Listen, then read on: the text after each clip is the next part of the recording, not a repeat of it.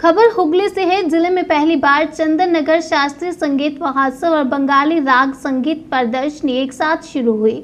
पश्चिम बंगाल राज्य संगीत अकादमी, जिला सूचना संस्कृति विभाग और चंदन नगर नगर निगम की संयुक्त पहल से एक शास्त्रीय संगीत समारोह शुरू हुआ। शनिवार शाम चंदन नगर स्थित रविंद्र भवन में आयोजित उद्घाटन समारोह की शुरुआत में दिवंगत उस्ताद राशिद खान को श्रद्धांजलि देने के लिए 1 मिनट का मौन रखा गया।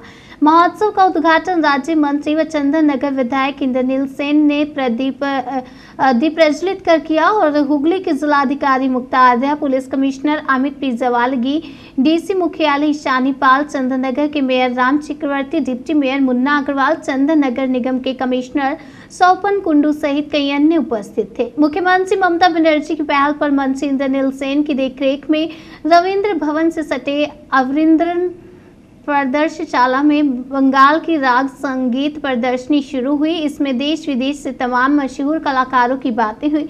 लगातार 2 दिनों तक आयोजित संगीत समारोह में प्रदेश और विदेश के मशहूर शास्त्रीय कलाकारों ने हिस्सा लिया। पंडित तजेंद्र नारायण मजूमदार, पंडित तन्मय बोस, परमानंद रॉय, देवजीत पतितुंड, अरशद अली खान। रविवार को संगीत संध्या में पंडित कुमार बोस, रोहन बोस संगीत समारोह रविवार तक जारी रहेगा। नमस्कार। पुलिस के বলা হয় কি সঙ্গীত সংস্কৃতি এটা নিয়ে খুব দূরে থাকেন, কিন্তু এখানে থেকে মনে হচ্ছে আমার মধ্যে কিছু সংস্কৃতিটা ঢুকে গেছে।